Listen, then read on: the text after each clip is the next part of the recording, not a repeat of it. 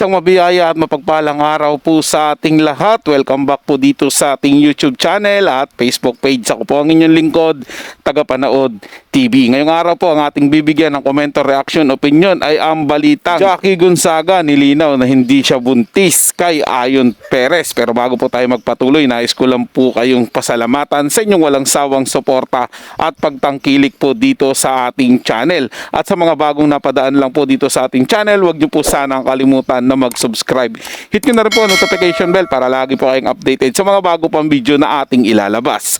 Share, like, and comment din po kayo mga tagapanood, ating niyang babasahin at pupusuan. Bisitahin din to ang ating bagong channel, ang Tagabanat TV. Reaction video po ito ng political issue. Kaya naman simulan na po natin ang ating reaction video sa araw na to mga tagapanood. Let's do this! Jackie Gonzaga nagsalita na sa publiko na hindi nga siya buntis.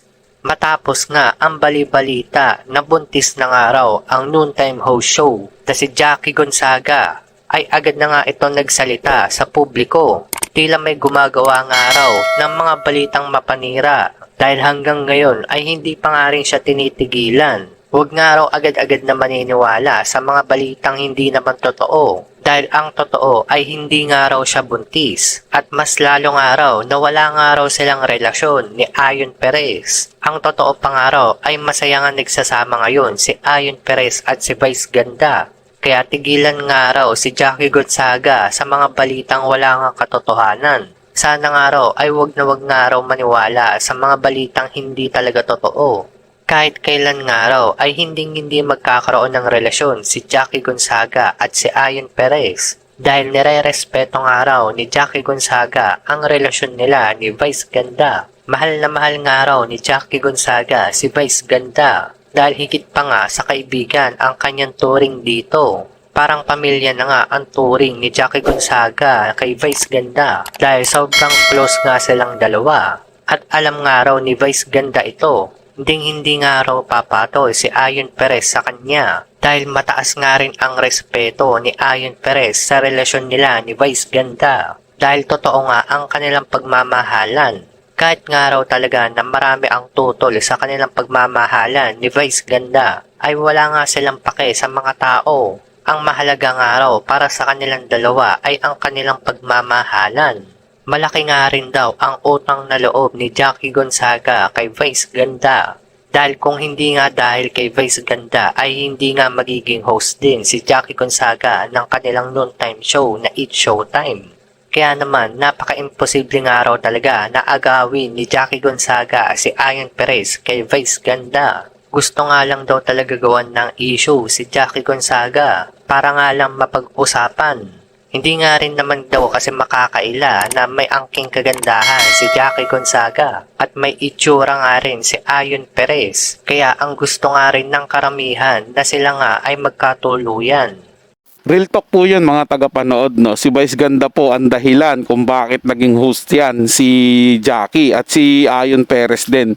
Kumbaga kung wala po yung Vice Ganda, wala pong Jackie ngayon na host ng It's Showtime mga tagapanood. Kaya talagang dapat lang na tumanaw siya ng utang na loob kay Vice Ganda. Kahit nasabihin po natin na sobrang gusto niya, crush na crush niya si Ayon Perez, eh siyempre po pipigilan niya yung sarili niya dahil alam naman po natin na si Ayon Perez ay asawa na po ngayon ni Vice Ganda. Kaya parang hindi po talaga parang at talagang kumbinsido ako at hindi ako naniniwala na magkakaroon ng relasyon si Jackie Gonzaga at itong si Ayon Perez. Kasi kita naman po natin kung gaano kamahal ni Ayon si Vice Ganda. Biruin mo, sinuportahan pa po ni Vice Ganda si Ayon Perez sa kanyang gusto sa pagtakbo sa politika. At ito nga po, naghain nga po ng kandidatura niya si Ayon Perez dun sa lugar niya po sa Tarlac. At si Jackie Gonzaga, happy naman po siya sa buhay niya. Nakita mo, kahit sabihin na nating nagkahiwalay sila nung dati niyang karelasyon, nakita po natin nagbo-boom pa rin po